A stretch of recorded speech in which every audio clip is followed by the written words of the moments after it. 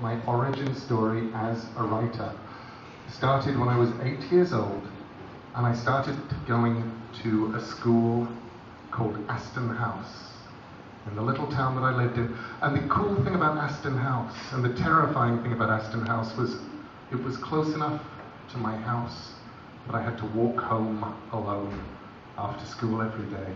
And I had to walk down Hermitage Lane, which was this very, very thin, narrow lane with these high sandstone cliffs and trees that grew over the top.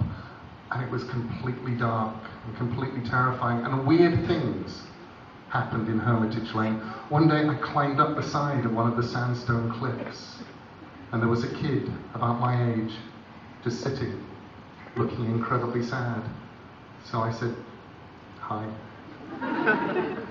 And he said, "Hi, I've run away from home. Can you get me some food?" And I said, "Okay." So I climbed back down the cliff, and then I thought, I don't have any food. So I climbed back up the cliff again. And I said, "Hi." And he said, "Hi, have you got me any food?" And I said, "Oh, you must have been talking to my twin brother. He promises people food all the time." And if you got further down Hermitage Lane, you reached the Hermitage. And the Hermitage was this house that had been closed up for 20, 30 years. And my sister said she once saw a man looking out of one of the upper windows. And we all agreed it must have been a ghost, which made it even scarier.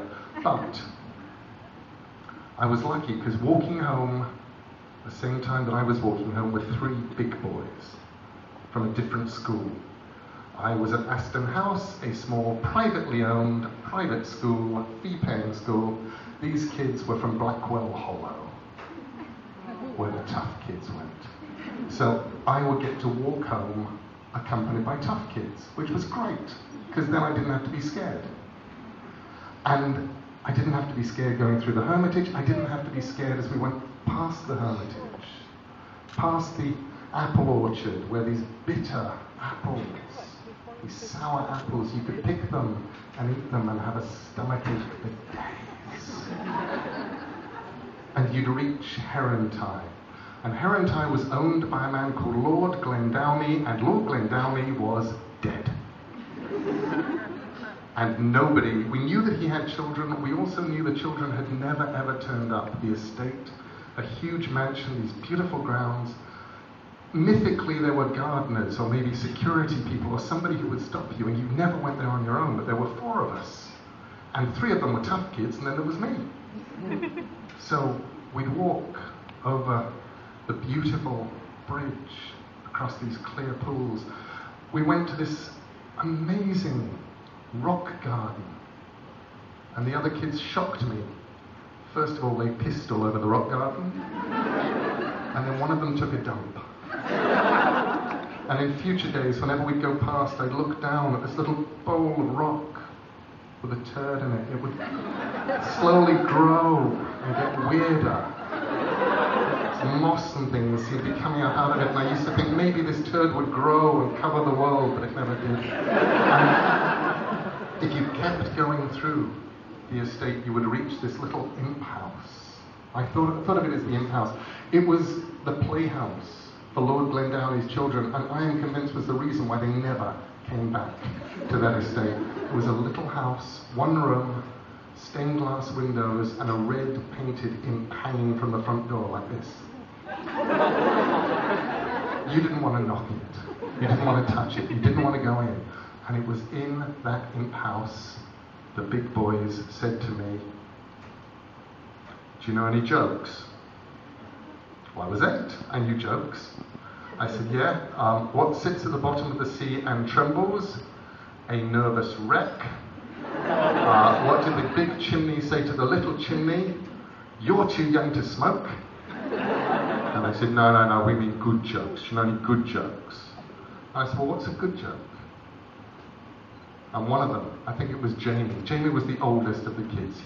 He was taller, he had dark hair, he was only about 10, but he already had pre-adolescent acne starting.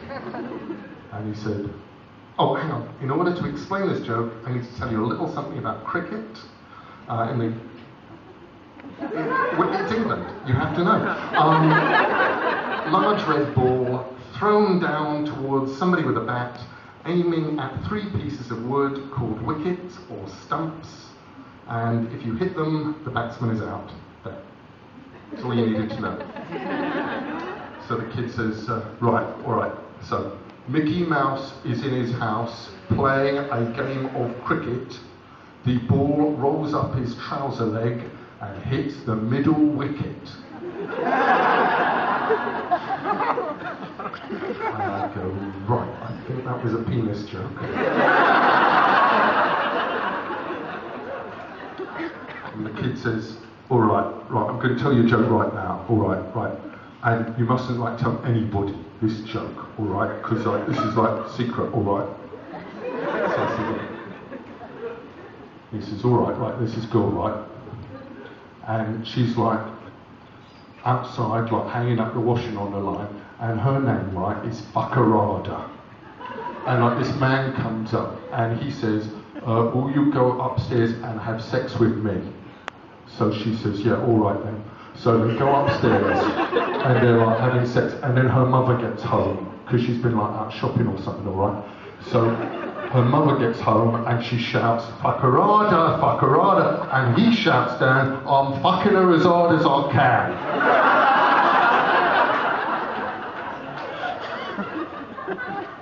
So I laugh to appear sophisticated.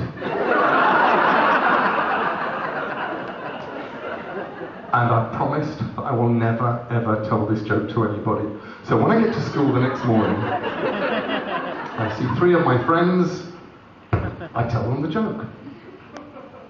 They laugh to appear sophisticated. It's brilliant. It continues to be brilliant until the following afternoon, when I am sent to the headmistress's office. And I sit down and she says, Neil, do you know any 4-letter words? Now, I'm a kid who's relatively good at English, so I'm going, yeah, bath, this, that, cats, dogs, and I just realised I could take any 3-letter word and add an S to the end of it. I'm going, I'm not in trouble, they just want a list of words. And I think that until she says, Neil, apparently you've told somebody a poem about Mickey Mouse. And my little inner writer, my little inner editor says, I can fix this, I can get out of this. I just have to rewrite it quickly on the fly. Okay. And I say, yes. It goes, Mickey Mouse was in his house playing a game of cricket. The ball rolled down the village green and hit the middle wicket. I think, God, I'm out of that one. Good. She says, were there any other jokes? And I say, no. And she tells me to go home. So I go home. Walk home early, don't see anybody walking home, and I get home. And my mother should be home at 6, but she's not home at 6. And she's not home at 6:30. And she's not home at 7. And at 7:30 my mother comes home and she says, we have to talk, let's go up to your bedroom, dear. So we go up to my bedroom. And she says, right, apparently you told some jokes the other day. One of the boys you told the joke to went home and told his mother. And she phoned the school and took him out of the school. And I know this because I've just been with your headmistress, who has informed me that if it wasn't that you actually would have been expelled from school today, except they weren't prepared to lose 2 sets of school fees.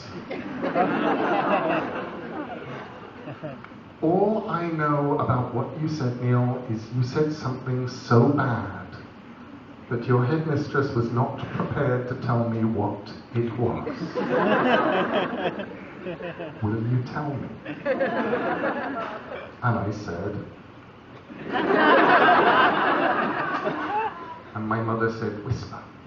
And I leaned in and I said, fuck. And my mother said, that is the worst thing that anybody can ever say. And you must never, ever say that again. Do you promise? I said yes. And my mother went out, and she went downstairs, and I closed the door behind her, and then I went and brushed my teeth in my little sink that was just my size, and got into my pajamas and turned out the light and climbed into bed, and I looked up at the ceiling and I said, fuck. Fuck. Fuck.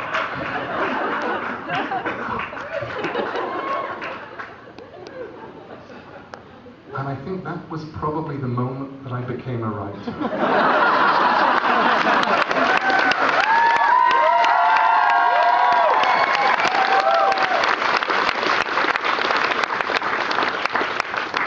Because that was the exact moment that I realized that words had power.